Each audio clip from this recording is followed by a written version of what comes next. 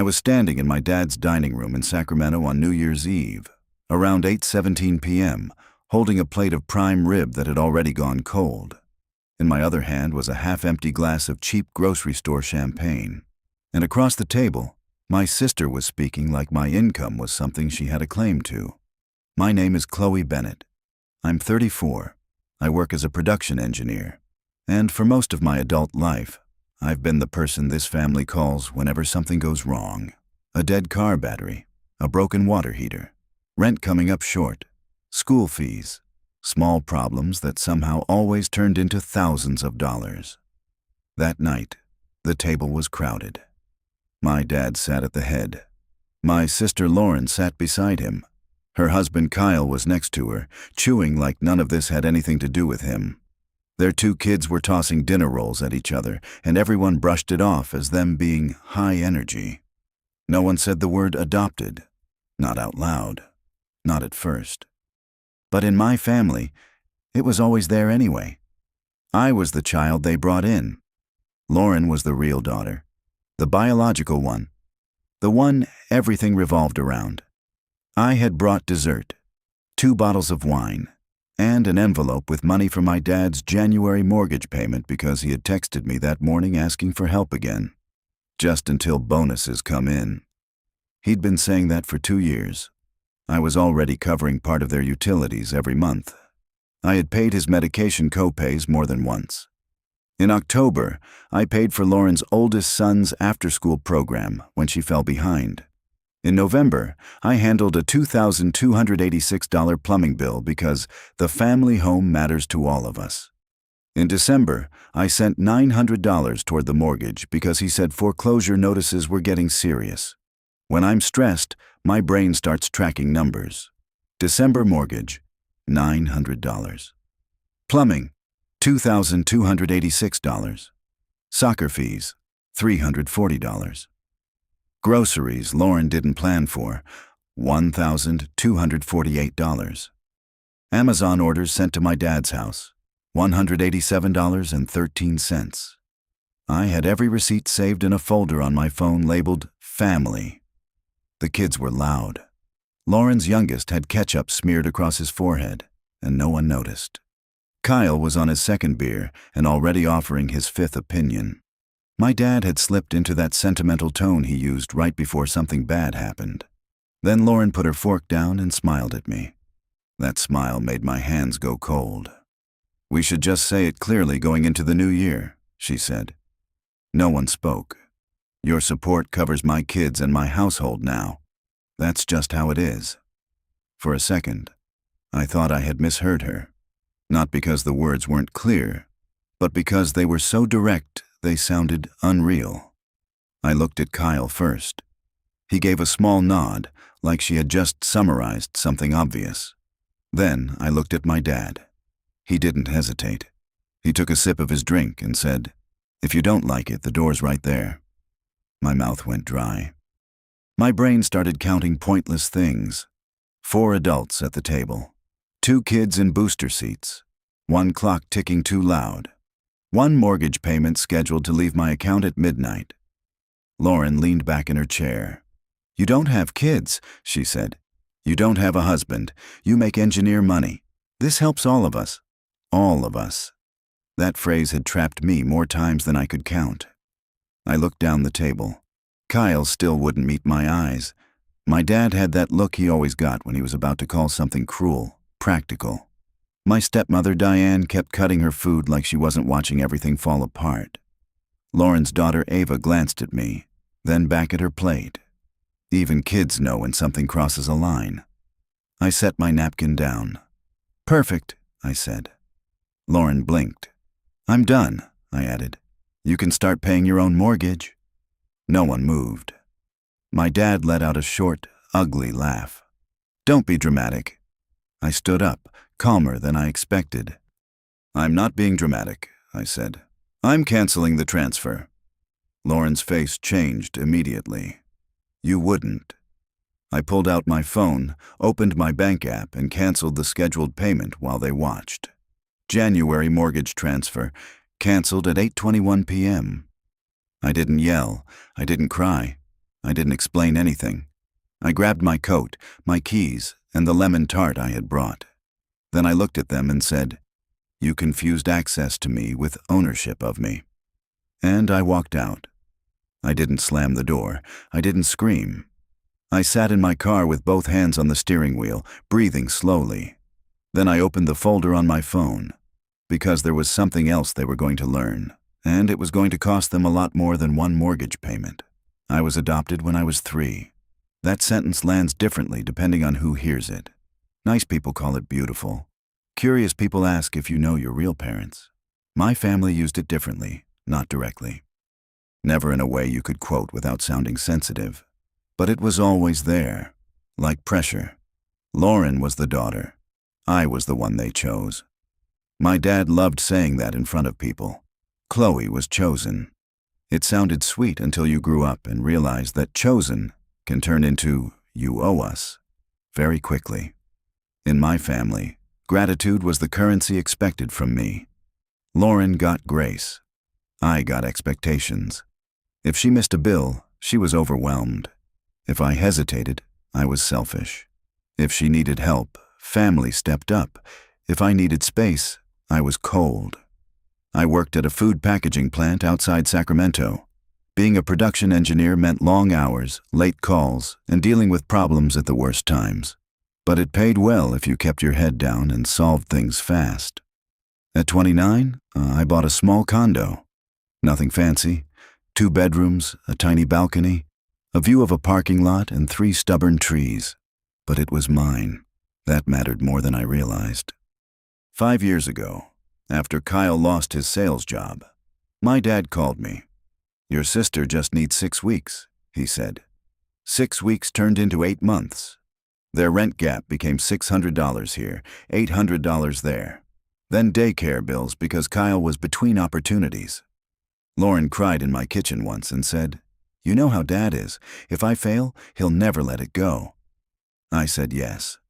I was still trying to earn something that was never actually for sale.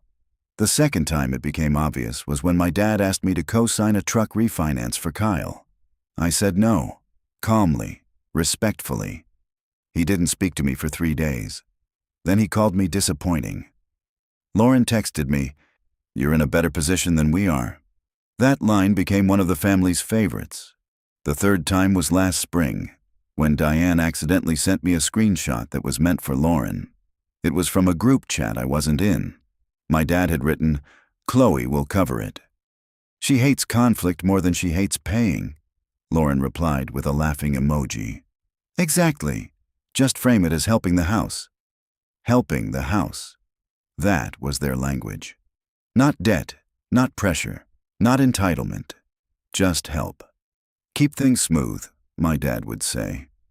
Smooth meant I stayed quiet while they crossed the line. I swallowed a lot because I thought it was temporary. It wasn't. There were smaller things too. My birthday dinner got moved because Lauren's kids had a game. My dad forgot my promotion but remembered Kyle's fantasy football win. Diane once introduced me as our adopted daughter, Chloe, the engineer. Like that was the only reason I mattered. Every time money came up, it came back to me. At first, I paid because I could. Then I paid because I already had. Then I paid because stopping felt cruel. Until it didn't. By December, I had started documenting everything. Screenshots, transfers, dates, amounts. Not because I had a plan. Because something in me finally got tired enough to get precise. I thought the worst case was cutting them off and being called selfish. I had no idea there was something deeper. And it had my name on it. The morning after New Year's, I woke up to 14 messages, calls, guilt, anger. I answered one. "I'm no longer paying for anything related to your house or Lauren's household. Don't ask again." My dad replied in under a minute. "After everything we did for you." There it was. The adoption debt. I didn't respond. A week later, things escalated. My bank contacted me about a home equity inquiry tied to my dad's address. I had never submitted it. The application used my personal information, my name, date of birth, income range, employment details. Not complete, but close enough to make my stomach drop. The documents had been requested, sent to my dad's email. I called him. "Did you use my information for a loan inquiry?" He laughed first. "Don't accuse me of crimes because you're upset. Answer the question." "I was just exploring options," he said. "With my information?" "It's all family property," he replied. Something permanent shifted inside me at that moment. "Who gave you my employment details?" I asked. He didn't answer. Then he said, "If you had helped like you were supposed to, none of this would have happened." I hung up. That was the moment I stopped arguing and started building a case. I pulled my credit reports, opened a fraud report, printed 18 months of transfers, exported messages. Then I found something worse. Property records. 2 years earlier, a document had listed me connected to the house. Later replaced. Lauren's name added, mine removed. But attached to it was something else. A family reimbursement agreement. I had never seen it, never signed anything. But it claimed my payments were tied to occupancy obligations. Occupancy. I hadn't lived there in years. They were framing my money like it wasn't help, like it was something I owed. I went to the county office and got copies. There was no forged signature, which somehow made it worse. My dad had created his own paper trail, a version of reality where I was obligated. Then I saw the line. Adoptive daughter Chloe Bennett acknowledges moral commitment to household continuity. I laughed, alone in a parking lot. Moral commitment. No signature, no consent. Just fiction written in legal language. That was the moment everything clicked. They thought they had emotional leverage. What they actually had was evidence. And evidence works both ways. I hired an attorney on January 14th. Her name was Elena Ruiz. Calm, sharp, efficient. She went through my documents in under 20 minutes, asked simple questions. Did I ever live there during those payments? No. Did I authorize any use of my information? No. Did I sign anything agreeing to support them? No. She nodded. Good, she said. Now we stop letting them control the narrative. Within a week, she sent a cease and desist, a document preservation notice, and a formal dispute of any claim that my payments were obligations. Then she told me to send one message. So I did. Effective immediately, do not use my name, income, credit, or financial history for any application or household expense. My dad called within seconds. I didn't answer. That evening he showed up at my condo, pounding on the door.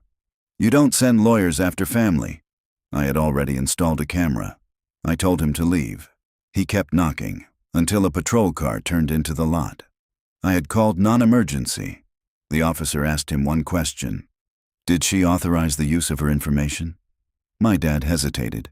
Not exactly. That was enough. He left. 2 days later, Lauren sent me a picture of her kids. Hope this was worth hurting them. I forwarded it to my lawyer. Then I locked everything down. Accounts, contacts, access, everything. The bank confirmed the inquiry came from my dad's home IP, using a document I had once emailed Diane, with my salary on it. That's when their tone changed. No more lectures. Now it was, we can resolve this privately. You're taking this too far. Too far is what people say when consequences reach them. By March, my life got quieter and better.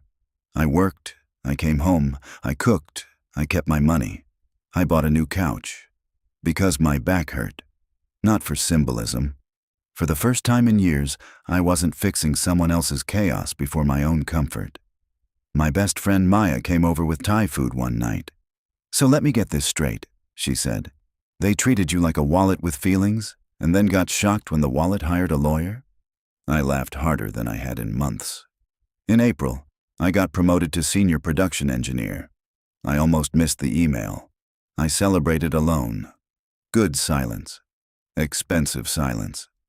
My dad sent a birthday card later. No apology. Just a $200 check. For everything getting out of hand. I returned it through my lawyer. Lauren tried again too. Photos, messages about family. I replied once. I'm not available for financial access disguised as family. Then I blocked her. Legally, nothing dramatic happened. No courtroom speeches, just paperwork, admissions, quiet settlements. My dad had to formally withdraw any claim that I was obligated to support them. In writing. That mattered more than money. I didn't want revenge. I wanted the truth documented. I was never responsible for their household. I was never their backup plan. And being adopted did not make me an open line of credit. That's what they learned. Not just that I left, but that I had proof. And proof is inconvenient for people who rely on rewriting the story. Now, when people ask if I talk to my family, I tell the truth. Not really. I talk to my lawyer when needed. And I talk to myself with more respect than I used to. And I speak up faster the moment someone starts confusing love with entitlement.